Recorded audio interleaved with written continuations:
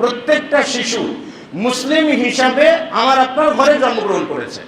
তাহলে আমাদের বাড়িতে যতগুলো সন্তান আছে প্রত্যেকটা সন্তান মুসলিম, প্রত্যেকটা সন্তান শরীয়তের উপরে চলার সক্ষমতা নিয়ে জন্মগ্রহণ করেছে।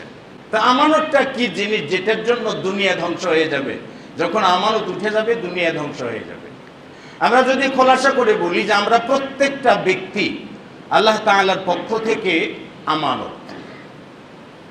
আমরা তো মনে করে থাকি যে দেহ আমার, আমার দেহ ইত্যাদি ইত্যাদি, আমাদের সৌন্দর্যের গর্ব আছে, তাই না? বংশমর্যাদার গর্ব আছে, এরপরে দেশের গর্ব আছে, গ্রামের গর্ব আছে, টাকা পয়সার গর্ব আছে, প্রভাব প্রতিপত্তির গর্ব আছে আমাদের। কিন্তু আমরা নিজেরাই তো আমাদের নয়, আমরা নিজেরাই আমাদের নয়। আমি নিজে আমার নয়। আমি নিজে যদি আমার হইতাম তাহলে আমি যে কোনো সময় যুবক থেকে কিশোরে ফেরত যেতে পারতাম। আমি যদি আমার হতাম তাহলে বার্ধক্যকে পাশ কাটিয়ে আজীবন আমি যুবক থাকতাম, কারণ আমি তো আমার নয়।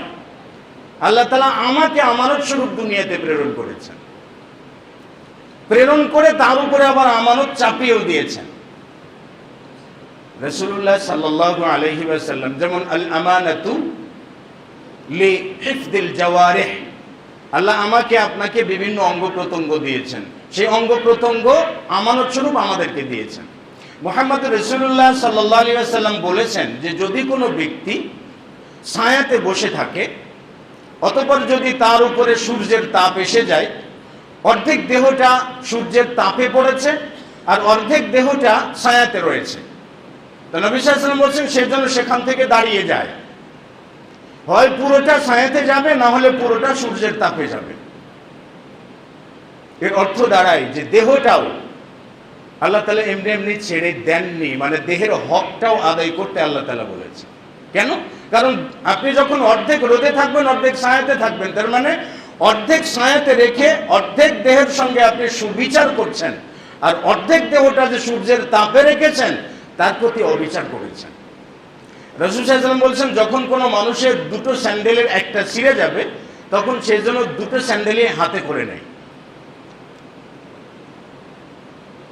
এক পায়ে স্যান্ডেল রেখে আর এক পাও খালি রেখে চলবে না। কেন? এটা আমানতের খেয়ানত। কারণ দেহটা আমার আপনার দেহটা আমাদের উপরেও আমানত। কেন? এক পায়ে যখন আপনি জুতা স্যান্ডেল পরে চলবেন তখন এক পাকে আরাম দিচ্ছেন আর অন্য পাকে আপনার তাপের প্রখরতা অনুভব করাচ্ছেন। এটা অবিচার দেহের প্রতি।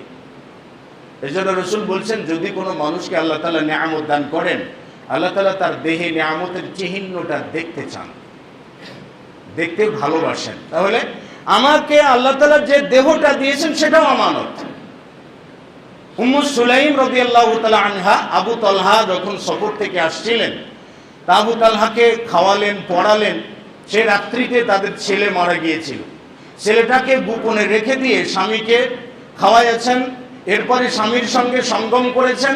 পরের দিন সকালে উম্মু সুলাইম আবু তালহাকে লক্ষ্য করে বলছেন যে ইয়া আবা তালহা, তোমার কি মনে হয়, তুমি কি মনে করো যে তোমাকে যদি কেউ কোনো কিছু ধার দিত, আমানত স্বরূপ ধার দিত তোমাকে, আর সে ধার দেওয়া বস্তুটা যদি চাইতো তোমার কাছে, তাহলে কি তুমি তাকে সেটা দিতে না? তখন আবু তালহা রাদিয়াল্লাহু তাআলা আনহু বলে নাম, হ্যাঁ দিতাম তো অবশ্যই। তাহলে মনে করে নাও যে আল্লাহ সুবহানাহু ওয়া তাআলা একটা বস্তু আমানত স্বরূপ আমাদেরকে দিয়েছিলেন, আমানত স্বরূপ আল্লাহ তাআলা আমাদেরকে দিয়ে দিয়েছিলেন, সেই আমানতটাই আল্লাহ তাআলা নিয়ে গেছেন। তাহলে এটাতে তোমার কোনো আপত্তি নাই। এরপরে বললেন যে তোমার ছেলে ইন্তেকাল করেছে। অর্থাৎ উম্মু সুলাইমের ভাষা অনুযায়ী প্রত্যেকটা সন্তান মা বাবার কাছে আমানত। সে আমানতের সুবিচার করাটা মা বাবার উপরে দায়িত্ব। নিজ দেহ আমরা আমানত পেয়েছি। আমানত কর্মের আমানতটা কি? আল্লাহ সুবহানাহু ওয়া তাআলা নির্দেশ দিয়েছেন, চক্ষু দিয়েছেন, চক্ষুটাও আমানত। কর্ণ দিয়েছেন, কর্ণটাও আমানত। আপনার বুদ্ধি দিয়েছেন, বুদ্ধিটাও আমানত। কারণ বুদ্ধি দিয়ে অবৈধ কোনো চিন্তা করলে আমানতের খেয়ানত হয়।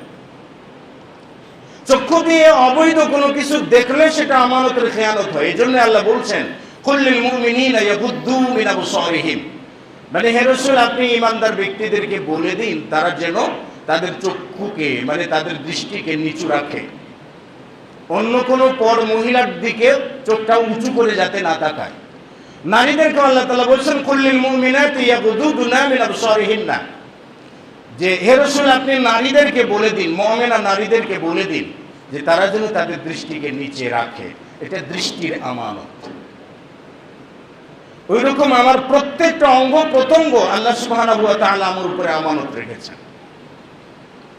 মন দিয়ে যদি আমি অবৈধ কিছুর ভাবনা ভাবি, হাত দিয়ে যদি অবৈধ কিছু ধরি, হারাম কিছু ধরার চেষ্টা করি, বা হারাম কিছু মুখ দিয়ে যদি ভক্ষণ করার চেষ্টা করি, এই জিনিসগুলো হয় আমানতের খেয়ানত।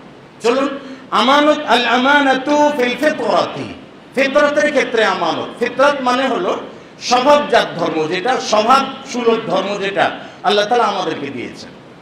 সেটা হলো কি, রাসূলুল্লাহ সাল্লাল্লাহু আলাইহি ওয়াসাল্লাম বলেছেন যে মা মিন মাউলুদিন ইল্লা ইউলাদু আলাল ফিতরাত, মানে প্রত্যেকটা শিশু জন্মায় ফিতরাতের উপরে, মানে ইসলামের উপরে, শরীয়তের উপরে প্রত্যেকটা শিশু জন্মায়, মানে জন্মগতভাবে প্রত্যেকটা শিশু মুসলিম। ফা আবাওয়াহু ইউহাব্বিদানিহি আও ইউনাসসিরানিহি আও ইউমাজ্জিসানিহি, মা বাবা তাকে ইহুদি বানায়, নাসারা বানায়, অথবা অগ্নিপূজক বানায়। তাহলে প্রত্যেকটা শিশু মুসলিম হিসাবে আমার আপনার ঘরে জন্মগ্রহণ করেছে। তাহলে আমাদের বাড়িতে যতগুলো সন্তান আছে প্রত্যেকটা সন্তান মুসলিম, প্রত্যেকটা সন্তান শরীয়তের উপরে চলার সক্ষমতা নিয়ে জন্মগ্রহণ করেছে। কিন্তু ওই সন্তানের বাবা যদি ইহুদি হয়ে থাকে, তাহলে জন্মের পর থেকে ওই সন্তান দেখে যে আমার বাবা কখনো মসজিদে যায় না, আমার বাবা কখনো কোরআন পড়ে না, আমার বাবা সর্বদা মন্দিরে যায়, অথবা গির্জাতে যায়, অথবা প্যাগোডাতে যায়। তাহলে সন্তানটা তার বাবার দেখা দেখি সে মসজিদে নয় মন্দিরে যেতে অভ্যস্ত হয়। আবার ওই সন্তানের বাবা যদি মুসলিম হয়, সন্তান তার বাবাকে যদি দেখে আমার বাবা মসজিদে যায়, 5 ওয়াক্ত সালাত আদায় করে, রাত্রি জেগে জেগে তাহাজ্জুদ পড়ে, তাহাজ্জুদের ফাঁকে ফাঁকে কোরআনুল কারীম তেলাওয়াত করে, আমার মাকে জন্মের পর থেকে দেখেছি সালাত আদায় করতে, সন্তান যদি দেখে এটা, তাহলে ছোটকাল থেকে সন্তানটা আপনার যে আদর্শ সেই আদর্শের উপরেই সন্তান গড়ে ওঠে। তো ওই যে স্বভাবসুলভ যে ধর্মটা আল্লাহ তাআলা দিয়েছেন ইসলামটা, মা বাবার প্রভাবে সন্তানটা খারাপ হচ্ছে, ইহুদি হচ্ছে, নাসারা হচ্ছে, অগ্নিপূজক হচ্ছে, অর্থাৎ সন্তানটা যখন জন্মে তখন সন্তানটা মা বাবার উপরে আমানত থাকে, আমানত স্বরূপ আল্লাহ তাআলা প্রদান করে। কিন্তু আমানতের খেয়ানত হলো কোন জায়গায়, যদি কোনো বাবা তার সন্তানকে সঠিক পথে পরিচালিত না করে, যদি কোনো বাবা তার সন্তানকে দিন শিক্ষা না দেন, যদি কোনো বাবা তার সন্তানকে ইসলাম জানতে উৎসাহিত না করেন, যদি তার বাবা তাকে সালাত আদায় করতে বাধ্য না করেন, তাহলে এই সব কিছু হলো আমানতের খেয়ানত। আমরা যখন আমাদের যুব সমাজদের উপর থেকে আমরা আমাদের দায়িত্বটাকে গুটে নিয়েছি,